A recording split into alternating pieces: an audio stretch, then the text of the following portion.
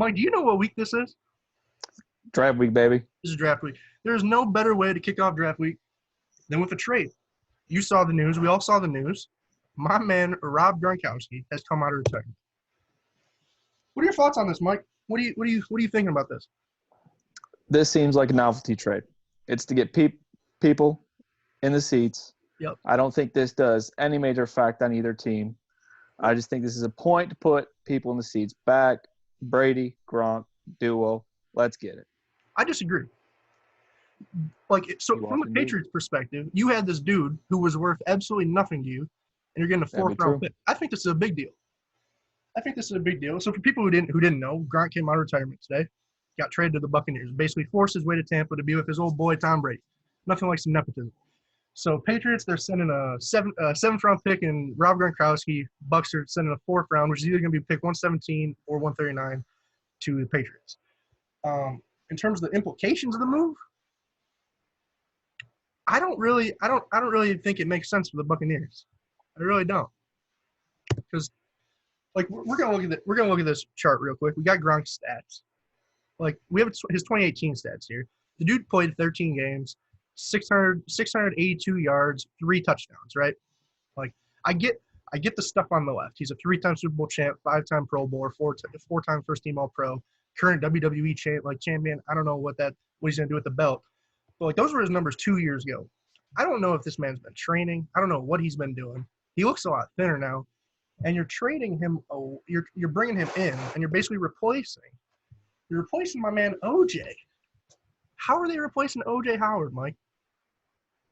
With a 31-year-old Gronk. He's had his time. Yep. Right now, Gronk looks like he could be swimming in the pool with Mike Phelps. That's what he looks like. He don't look like an NFL tight end. He doesn't. He's had to have lost 40, 50 pounds. Absolutely. I don't know. Obviously, I don't know what he's been into, what his training regimen's been. If he's been social distancing. He's been wrestling. He's a champion. That would be true. I guess that's the exact opposite of social distancing. Yeah. Lifting up other 250-pound men. So Absolutely. He might be in great shape. I doubt it. He's a year off. I just feel like this almost sits a little bit like the Marshawn Lynch. I think Gronk is a more acceptable player. I think he's better than Lynch or Witten, which we've seen similar situations. But it's the news coverage it's getting. It's a little out of hand for what actual impact and the problem Gronk will actually have. The problem is the Marshawn Lynch move. When you said Marshawn Lynch, I was actually thinking when he went to the Seahawks. The Seahawks was out of necessity, This, you're replacing a guy that you drafted 3 years ago. You spent a first-round pick on him, and you just haven't used him right, and now you're shipping him out of there. I just don't understand the logic behind it. You're basically mortgaging your long-term for what, a year, 2 years of Gronk? I can't say you're mortgaging, but you're kind of wasting. Yeah. So, go ahead. And I think with a lot of offensive weapons, we've been seeing year 4 is kind of the breakout year. I know the year 3 was kind of the previous point to where does it make or break, but Devontae Parker came out, 1,200 yards in year 4. Yeah. I'm not saying O.J. Howard's going to have a similar year, but we don't know what his potential is. Yes. Could he be a bust? 100%. But it's too early. You gave up an early first-round pick for potentially maybe a year or 2 of mediocre Gronk. Yeah. And my question is, before we go to we're going to talk about where O.J. Howard might end up after this, because I can't imagine he stays with the team. What do you do? You think this makes the Buccaneers a Super Bowl contender? Do you think it makes them a playoff team? Where do you see them right now in the NFC pecking order? I think it's a good race. I think they were a good team before. Yep. I don't think this isn't what tips them over the edge. Could Gronk win them a game? Maybe. I think it's a potential, but there's no more than potential. Is there anything Gronk can do that O.J. Howard can't do? Anything? No. No. Other than I think put people in seats. That's why I think it's a little bit of a novelty move. I think Tom Brady's a little bit of a novelty move. Absolutely. Yes. Is he probably better than what they have? Absolutely. Is he going to win them a Super Bowl? Probably not. And I feel like it kind of goes what this team's going for. I think they want a 1 or 2 years, putting people in the seats, excited. They're going to be the talk of the news, and I think that's all they really need. I don't. Sometimes I think sports are overrated for. We think winning, just on a football move, football perspective. I think the Bucs made 2 very good business moves, and I think that's what this is. I don't think it's much more than that, and it might win them a couple more games. It could make them a playoff team, even especially with the expanded playoffs, but I don't think it's much more than that. No, I agree with that. I agree. I don't. So when you said like how it's a business move, it's really like if it's anything from a football perspective, it's a desperation move. You know? Yeah.